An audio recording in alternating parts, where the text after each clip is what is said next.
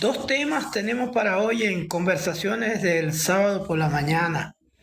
Espero que tengan tiempo, que no anden apresurados, que tengan la oportunidad pues de compartir conmigo esta, este momentito, este tiempito para que conversemos. En este momento, desde muy tempranas horas de la mañana, hemos estado viendo pues por los medios de comunicación de la internet y también pues por la televisión y todo lo que son los actos de sepelio del Papa Francisco, que por lo que va es bastante numeroso, aunque hay que esperar para ver la contabilidad final, a ver si por lo menos se acerca o supera lo que fue el entierro, el funeral del Papa Juan Pablo II, que tiene todavía el récord mundial de ser el sepelio más concurrido de la historia.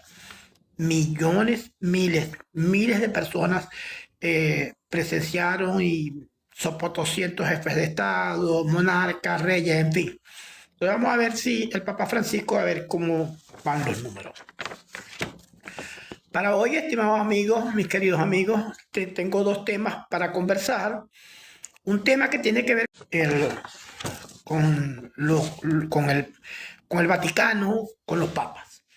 Miren, señores, es asombroso el número de papas que han muerto en abril.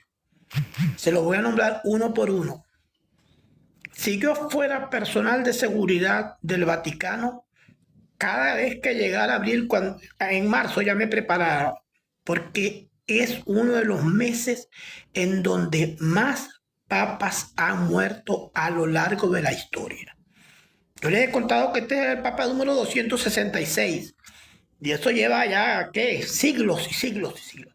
Entonces, el mes de abril está considerado como uno de los meses en donde más mueren papas. Y el segundo mes donde más mueren papas es en diciembre. Abril y diciembre. Pero esto de abril es una cosa tremenda. Miren, le voy a ir nombrando cada uno de los papas que han muerto en abril y la fecha. Y algunas cosas coincidentes que hay, que llaman mucho poderosamente la atención. Papas que han muerto en abril. El primero, Cayo. Cayo murió el 22 de abril de 2096, perdón, de 296. 22 de abril de 296, comenzando la historia. El segundo papa, Julio I, murió el 12 de abril del 352. El tercero, Agapito I, murió el 22 de abril del 536. El Papa Dono murió el 11 de abril del 678. El quinto, el Papa Constantino, murió el 9 de abril del 715. El sexto, el Papa Esteban II, murió el 26 de abril del 757. El séptimo, Benedicto III, murió el 17 de abril del 858. El Papa Formoso murió el 14 de abril del 896. El número 9, Bonifacio VI, murió el 26 de abril del 896. Sergio III murió el 14 de abril del 911. Benedicto VIII murió el 9 de abril de 1024. León IX murió el 19 de abril de 1054. Alejandro II murió el 21 de abril de 1073. El número 14, Honorio IV, murió el 3 de abril de 1287. El número 15, Nicolás IV, murió el 4 de abril de 1292. El número 16, Clemente V, murió el 20 de abril del 314. El número 17, Benedicto VII, murió el 25 de abril de 1342. El número 18, Gregorio XIII, murió el 10 de abril de 1585. El número 19, el Papa León XI, León XI, murió el 27 de abril de 1605. El número 20, Juan Pablo II, murió el 2 de abril de 2005. Y el número 21, Francisco, que murió el 21 de abril de este año y que hoy le dan cristiana sepultura. Miren, 21 papas han muerto en abril. Tremendo, peligrosísimo para los papas el mes de abril. Todos deberían de tener vacaciones en el mes de abril y encerrarlos en un lugar en donde no los toque nadie, no los mira nadie, donde te pongo que no te dé sol. Porque es gravísimo la cantidad de papas, 21 papas que han muerto en abril. Y según la internet y según las consultas en las inteligencias artificiales, coinciden, por ejemplo, en el mismo día. Han muerto dos. Esteban II murió el 26 de abril del 757 y Bonifacio VI murió también un 26 de abril de 896. También hay una coincidencia interesante con el mismo nombre, distinto número pero con el mismo nombre, León IX y León XI, es decir, está la X y en uno la X tiene el palito de este lado a la izquierda para restar y en el otro tiene el palito de este lado para sumar. Entonces el León 9 murió el 19 de abril de 1054 y el León 11 murió el 27 de abril de 1605. Esto es asombroso, ¿no? Abril y diciembre. Otro dato interesante en esto de papas que han fallecido en abril es que el papa que ha muerto más viejo, el papa de mayor edad que ha muerto fue León XIII o León XIII, León XIII, que nació el 2 de marzo de 1810 y murió el 20 de julio de 1903. Murió de 93 años y estuvo 25 años como papa. Es uno de los que más ha durado como papa. Así como la reina Isabel, que se hizo viejo el hijo esperando a ver si cuando le tocara y se hizo viejo, anciano y enfermo. Porque la señora Isabel II duró, pero lo que se llama por mucho. Aquí también fue entonces el Papa León XIII, que murió de 93 años y estuvo 25 años de Papa. Usted se preguntará, ajá, ¿y quién murió más joven? El Papa que murió más joven es Juan XIV. El Papa Juan XIV fue el que murió más joven y no se conoce exactamente la edad. No se tiene registro de la edad del Papa Juan XIV, pero se dice que murió muy breve, estuvo poquito tiempo como Papa, murió joven. Como ya yo les he dicho, el Vaticano es una cueva de lobos. El Vaticano es donde reside el poder de la Iglesia, donde se supone que debe gobernar el amor.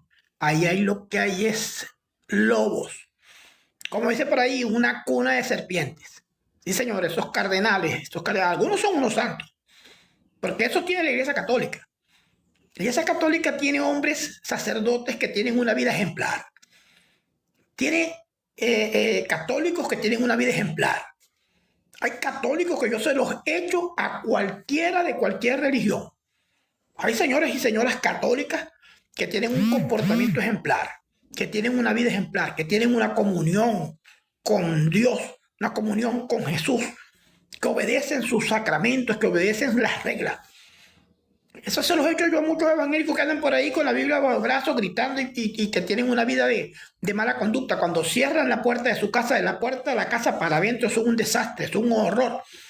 Tienen una vida indecorosa, no saben criar, no saben formar la familia, los hijos son un desastre. Y eso no es una vida ejemplar. Entonces, bueno, así mismo pasa con los cardenales, con los curas y pasa con los papas. Así de simple. Así de simple. Entonces, bueno, ¿qué quiero yo decirles con esto? Era joven, tuvo breve tiempo, posiblemente lo hayan envenenado. Sí, porque se usaba que había papas que se sospecha que no murieron de muerte natural, sino que han muerto envenenados. En el caso de Francisco se opuso, se ganó enemigos luchó contra tantas adversidades, se enfrentó a tantos poderes, en fin, hizo tantas cosas que molestaron el statu quo, molestaron las cosas como estaban, como les gusta a ellos que estén las cosas calladitas, tranquilitas, y por debajo está la corriente del agua moviendo piedras. Pero a ellos les gusta así. En cambio, Francisco no era de ese estilo. Francisco era del estilo que afrontaba las cosas y las desempolvaba, las exponía. Los casos que descubrió de corrupción, los casos en los que se acusó a sacerdotes y a muy importantes sacerdotes ligados muy cerca del poder del Vaticano, acusados por maltrato y abuso sexual, abuso de niños, de menores. Eso lo ventilaba Francisco con toda la claridad y se enfrentaba pues a esos poderes. Entonces, pero claro, la edad, un hombre que tenía una edad, un hombre que se hizo todo lo posible por salvarle la vida en ese hospital en donde tuvo bastante cerca a su médico y bueno, lo recuperaron y salió. Pero como dice su médico de cabecera, cuando lo vi, tenía los ojos abiertos, pero no me respondía. Y ahí supe que no había más nada que hacer. Es decir, que cumplió un ciclo, cumplió su ciclo. 88 años, cumplió su ciclo, tuvo una vida intensa, tuvo una vida brillante.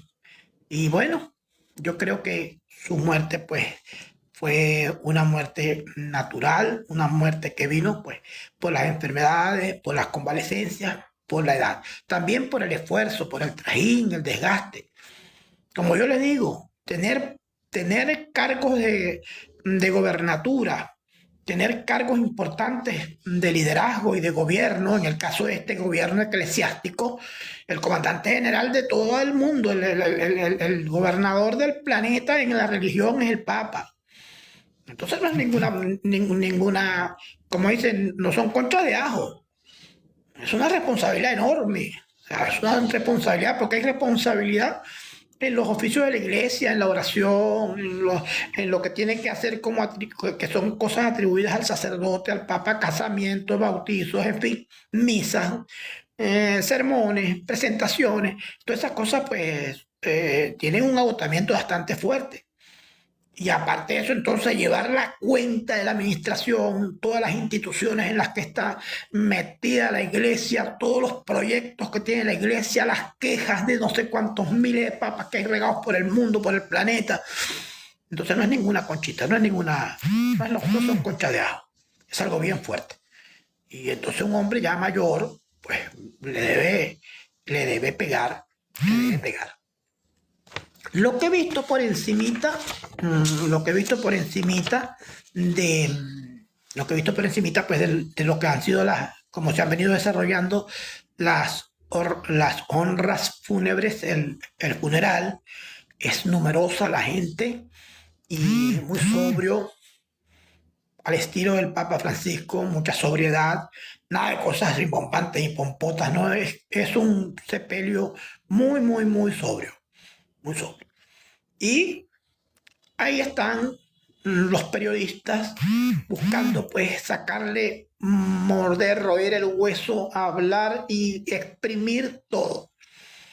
De esto que hemos visto, periodista que ha llegado a convertirse pues en una figura mundial en donde todo el mundo ya lo conoce, el que no lo conocía ya lo conoce, es el señor Levy, que es el corresponsal de CNN. Un hombre al que yo he respetado desde joven, desde que comencé a estudiar periodismo en el 82, 83, por ahí, que empecé a estudiar periodismo. El Levy era para mí uno de los periodistas ejemplares. Un hombre que estaba en una zona de guerra, una zona donde las bombas te caen a cada paso, y los mismos que tiran las bombas están pendientes de dónde está Levy, para no tirar bombas por allí, porque Levy es un periodista que habla y le da la oportunidad de expresarse a todos, a los que él considera enemigos y a los que no, a los que no considera enemigos. Él está allí pendiente. Entonces, con este Papa había tenido una relación de periodista y fuente, pero había tenido una relación muy personal, una relación muy personal. Entonces tiene Levi una muestra de afecto y tiene una muestra de dolor que en dos oportunidades ha salido a reportar y se ha ido pues en llanto. No ha podido resistir en llanto porque le ha pegado a este hombre la muerte de este Papa Francisco. ¿Por qué? Porque congeniaba con sus ideales, congeniaba con los ideales de honra, de honor, de claridad. Era un hombre que como periodista lo buscaba y no importaba el tema que le preguntaba, iba a tener una respuesta concreta, una respuesta sabia, Francisco. Entonces, bueno, se están cumpliendo ya, viene ahora la parte, como ya les he dicho, la parte de la novelía de las vigilias y del luto del Papa, que son 9 días, y ya empezaron a hacer todo el protocolo para el cierre de la Capilla Sixtina para que se produzca el cónclave. El cónclave. Por ahí he visto que Noticia al Día, mi periódico donde tengo el gusto pues, de trabajar y donde les invito a leer a todos. Busquen, si quieren estar bien informados y tener una información madura, seria, con un poquitico de humor, un poquitico de sarcasmo, un periódico en donde tratamos, pues, se trata de tener equilibrio, donde se trata de expresar todas las ideas. Ahora que estamos en campaña electoral es difícil porque la campaña electoral se tiende a inclinar la balanza. Bueno, se trata de no inclinar la balanza, de dar oportunidad a los mensajes de cada uno de los candidatos. Y ahora con lo del Papa, pues se está tratando de dar una cobertura. Entonces, fíjense que estaba viendo ahí que habían puesto en Noticia al Día o está en Noticia al Día que la búsqueda, una de las búsquedas más grandes en la internet es la gente buscando para ver la película El Cónclave. Que yo tengo rato, antes de que el Papa muriera, yo tengo rato hablando de la película El Cónclave. Y donde les he dicho que Hollywood, los estudios de Hollywood, los estudios del cine, ellos están al tanto de las cosas. Y cuando vienen cosas, hacen películas para anunciártelas o para prepararte. Aquí hubo una película, un documental, que creo que se llamaba El Día Después, algo así era, tenía que ver con esto que estamos viviendo del cambio climático. Eso lo dijo Hollywood en una película que creo que era El Día Después, en donde enfocaban lo del cambio climático y donde enfocaban lo que era si de producirse un ataque nuclear. Es como que cómo vamos a quedar. También hay películas de mi época en donde se hablaba mucho del agua. Se va a acabar el agua. El oro del futuro es el agua. Los pueblos y los países que tengan agua van a ser centro de ataque y van a ser hasta invadidos. El agua va a ser un problema serio. Y no lo estamos viendo ahora. No estamos viendo donde hay lugares en donde hay agua, pero el agua está contaminada porque han hecho minería, porque le han hecho mercurio, le han echado cualquier cantidad de pesticidas al agua. Entonces tienen agua que no se la pueden tomar porque el agua está contaminada. Y Venezuela es uno de los países que tiene la mayor riqueza de agua. Nosotros tenemos fuentes de agua extraordinarias. Esos ríos allá en la selva de Salto Ángel, allá en Guayana, esos ríos, el Caroní, el Orinoco. Bueno, imagínense, tenemos el agua Maracaibo, que el agua Maracaibo es un agua que tiene un poquito de sal, porque se mezcla con agua de río. Y hubo una época, tiempos atrás, en donde en las costas, en las orillas del lago, se iba a buscar agua para tomar porque era agua dulce. Sí, señores, el lago tuvo un tiempo en que era agua dulce, o casi mitad dulce y mitad salada. Entonces, bueno, el lago de Maracaibo es ese pozo de agua con esa cantidad de agua, es un inmenso tanque de agua. Que ahora esto es lo que ocurre cuando muere un papa. Y te presentan aquella película que no deja desperdicio. Está muy bien hecha, muy bien documentada y lo más interesante de esta película es que tiene honestidad en el planteamiento. No inclina balanza para acá, no. Te dice lo que pasa en la Iglesia Católica. Como decimos los venezolanos, a calzón quitado. No le esconden vainas a nadie. Te cuentan cómo es la cosa. Y se acercan a esos ritos que se hacen, a esas tradiciones que se hacen cuando fallece un sumo pontífice o papa, el sucesor, según la Iglesia Católica y según la Biblia, el sucesor de San Pedro. Les recomiendo que no dejen de buscar y de tener el asesoramiento y las herramientas de Sain de Venezuela. Usted dirá, no, Sain de Venezuela, eso es para las grandes empresas, para los ricos, para los que tienen yo voy empezando, yo soy pequeñito todavía. Te equivoca. Si usted es un negocio que está comenzando, un emprendimiento que va comenzando, usted debe agarrarse de la mano de Sain de Venezuela y caminar al futuro, caminar al progreso con Sain. Deje que Sain se encargue en su negocio de facturación, inventario, presupuestos, asuntos fiscales, todo su ecosistema administrativo, encárguelo a Sain de Venezuela. Bueno, qué bueno que me están acompañando. Por aquí veo un gran amigo, el amigo Engelbert.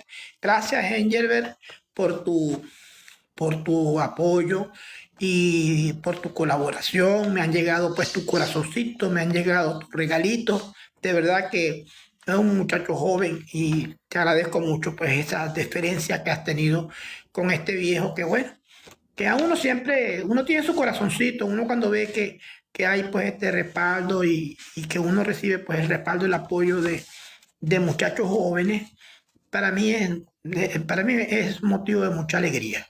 Este es un muchacho joven que se ve que es fundamentoso. Lástima que yo no sepa cómo es esta cosa de las invitaciones. Todavía no he aprendido. Entonces lo que hago es lo que sé hacer. Sentarme aquí, poner ahí la cámara y conversar con ustedes. Y bueno, está abierto ahí, me pueden escribir, yo leo todo lo que me escriben, lo que me digan, lo que me sugieran, pues yo lo leo. Yo estoy atento a lo que me aparezca ahí. Lo que no puedo hacer es meterme con estas cositas de botoncitos y cositas que me salen, no, porque me da miedo. Me da miedo de que le pinche ahí alguna cosa que me salga y entonces pierda la comunicación y me quede en el aire o se quedan ustedes por la mitad y yo me quedo también por la mitad, que perdamos la continuidad de la conversación. Segundo tema para hoy. Este segundo tema para hoy es lo que llamamos cultura general. Cultura general. Un momento para conversar, para aprender. Se sabe las versiones modernas que hay, que son bien vagabundas, de el cuento de la Caperucita Roja. ¿Lo sabe? Ajá. La Caperucita Roja. Bueno, miren, la Caperucita Roja es un cuento medieval, es un cuento de añales. Y era cuento de tradición oral. Allá en Francia, en Europa, se iban contando las abuelas y cada abuelita le ponía un detallito, cada abuelita, pero en el fondo la historia es la misma. La historia de una niña a quien llaman la Caperucita Roja. Ese cuento pasó añales y añales y entonces hubo dos personas, dos escritores. En el segundo caso son varios porque son hermanos y el primero sí es un escritor que lo oyeron, lo armaron, lo escribieron y lo publicaron. El primero que publica la Caperucita Roja, que la pasa de la tradición oral al papel, a la escritura, es Charles Perrault. Charles Perrault lo escribe en un libro que tituló Cuentos de mi mamá Ganso. Cuentos de mi madre Ganso. Ahí el señor Perrault escribe el cuento de Caperucita Roja. Y esta versión de Perrault, de Caperucita Roja, no es como la que nosotros hemos escuchado. Es en el contexto y en el principio, y el guión y los personajes son los mismos. Pero hay una diferencia muy importante. La diferencia es que Perrault lo escribe, pero no le da ese final que le dan los segundos que la publicaron, que fueron los hermanos Grimm.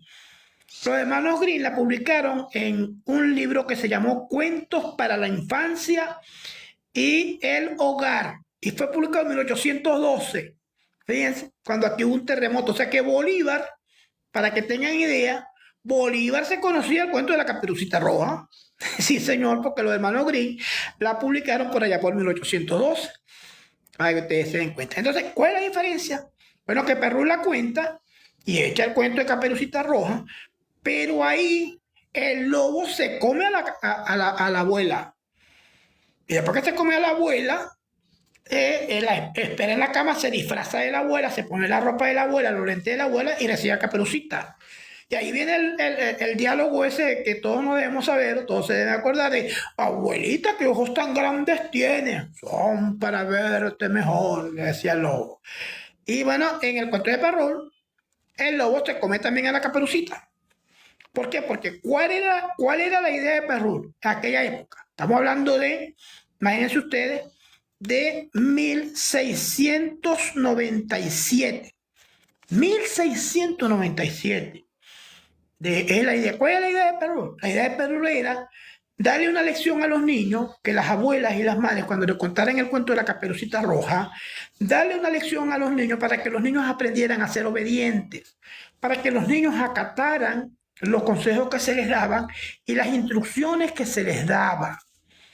Y lo más importante era para que tuvieran cuidado con los desconocidos. Entonces se les contaba el cuento, de manera que el cuento terminaba mal, porque terminaba con que la abuelita se la comía el lobo y con que a la Caperucita Roja también se la comía el lobo. No, para que los muchachos aprendieran, mira, si no haces caso, si desobedeces, te come el lobo. Así de simple. Pero los hermanos Grimm, allá en 1812, los hermanos Grimm le cambian el final. Los hermanos Grimm le cambian el final. Y en el final de los hermanos Grimm, en la Caperucita Roja, porque ya ustedes saben, a la Caperucita Roja, la madre la manda a llevarle la comida a la abuela. Y le dice, no se vaya a desviar del camino. Vaya de aquí a que su abuela a llevarle la comida. Y por el camino Caperucita Roja se consigue con el lobo. Y el lobo le mete el ojo y dice, me la voy a comer. ¿Y cómo hace el lobo? El lobo le engaña. Le dice, vamos a cortarles unas flores para que le lleves a tu abuela, y la desvía del camino. Y mientras ella está entretenida cortando las flores, él se va por un atajo y llega primero, se come a la abuela, se disfraza de la abuela y espera en la cama a Caperucita Roja. ¿Ven? Entonces, los hermanos Grimm, en el final, el lobo se come a la abuela, el lobo se come a la Caperucita Roja, pero entonces va pasando por la casita un cazador. Y ese cazador escucha que el lobo está roncando dormido. Entonces escucha roncando el lobo dormido y entra. Cuando entra se da cuenta que no está la abuela, y entonces se da cuenta y deduce que el lobo se ha comido a la abuela. Y entonces agarra y abre el lobo le abre las tripas, y ahí en las tripas del lobo, en la barriga del lobo, saca a la abuela y saca a Caperucita con vida, la rescata. Entonces tiene un final más épico, un mejor final, y dejando en claro la lección que está dando. Yo les voy a leer, por ejemplo, cómo comienzan estos cuentos, cómo comienza Perrol allá en el año 1697. Así lo comienza Perrol, mire. Había una vez una niñita que vivía en una aldea, la más bonita que uno pudiera imaginar. Su madre la quería con locura y su abuela más todavía.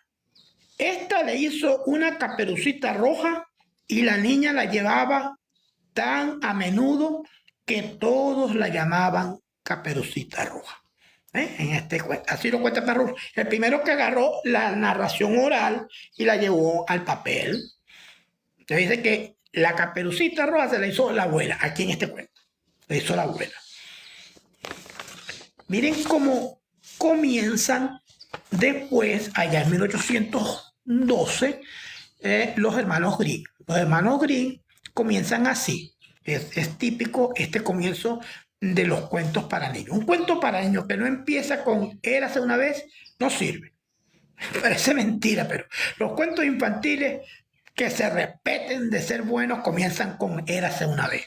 Eso es una cosa. ¿Por qué? Porque ellos, que son los que inmortalizaron el género de cuento infantil, los hermanos Grimm, lo hicieron así. Entonces, fíjense, ellos comienzan diciendo, érase una vez una dulce niñita que era querida por todo el mundo, pero sobre todo por su abuelita, que no sabía qué más darle.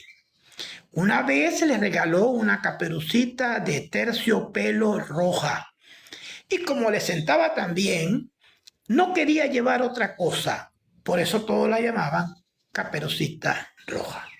¿Ves? Ustedes coinciden en que la Caperucita Roja, la capita roja que usaba la muchachita, la niñita, se la había hecho la abuelita, que no hallaba qué hacer con ella. Ahora,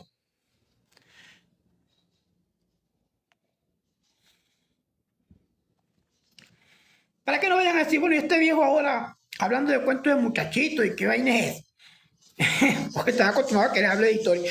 Porque el caballo toma vida, el caballo lo siente, lo ve, lo imagina, porque el niño es así, porque el niño es así, el niño es imaginación, y entonces